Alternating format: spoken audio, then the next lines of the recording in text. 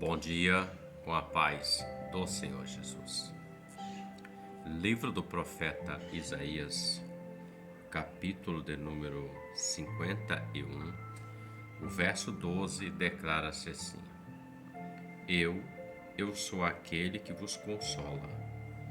Quem, pois, és tu, para que temas o homem que é mortal, ou o filho do homem que se tornará enfermo? Meditando nesse verso, reflita o seguinte: muitas das vezes nós somos confrontados, afrontados por N pessoas e situações.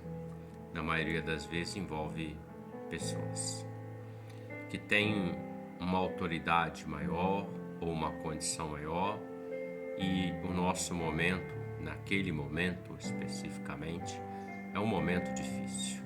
É um momento onde não temos recurso, condição ou escape. E às vezes existem pessoas que fazem com que aquele peso daquela situação se torne mais pesado ainda, com palavras.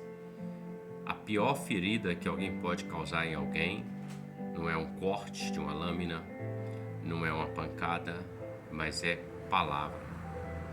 Porque uma palavra maldita ou colocada de uma forma brusca, áspera e em momento difícil, é uma palavra que vai cravar na alma, vai gerar uma ferida na alma, no coração. Portanto, muitas das vezes nos deparamos com situações assim, onde pessoas se encontram em patamares e se acham intocáveis, se acham, entre aspas, maior do que aquele a quem está diante dela. Mas veja o que o Senhor fala na sua palavra.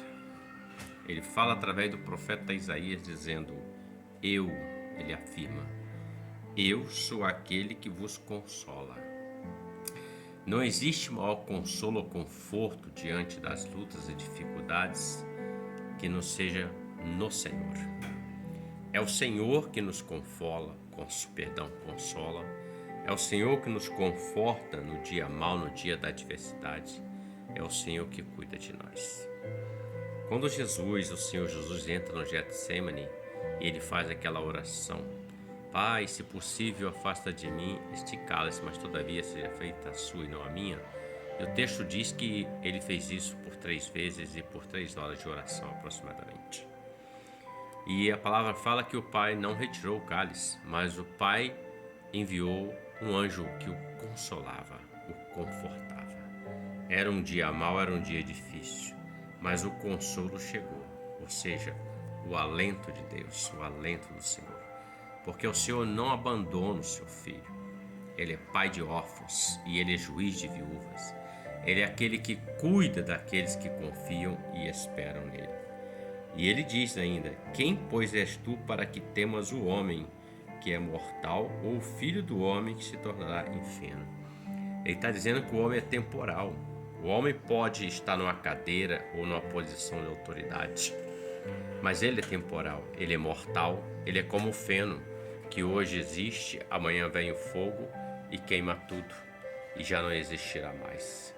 Então ele está dizendo: tema a mim, que sou o seu Deus, sou o Senhor da sua vida. Não tema o homem, não tema a adversidade. Situações de aflições surgirão, mas maior é o que está em nós do que aquele que está no mundo. Maior é o Senhor na vida de todo aquele que ama, o serve e reconhece Ele. A nossa palavra não pode ser uma palavra de afronta ou rebate. A nossa guerra nós não vencemos com bate-boca, com discussão. Mas as batalhas dessa vida, mais especificamente, não vencemos com bate-boca, discussões ou afronta ou tirar satisfação. Absolutamente. A posição daqueles que são servos de Deus, conhecem o Senhor que Ele serve, é uma posição de ir à presença dEle. Ele é Deus, Ele é Senhor, Ele é Pai. Qual é o Pai que não vem para intervir em favor do seu filho? Basta que o filho vá até a presença dEle, se coloque diante dEle, se derrame, coloque a sua causa. Não como pedindo vingança, mas expondo o seu coração naquele momento. E Deus entrará na questão. E Deus na questão é vitória na certa. Reflita sobre isso. Que Deus te abençoe e que você tenha um ótimo dia com a paz do Senhor Jesus. Amém?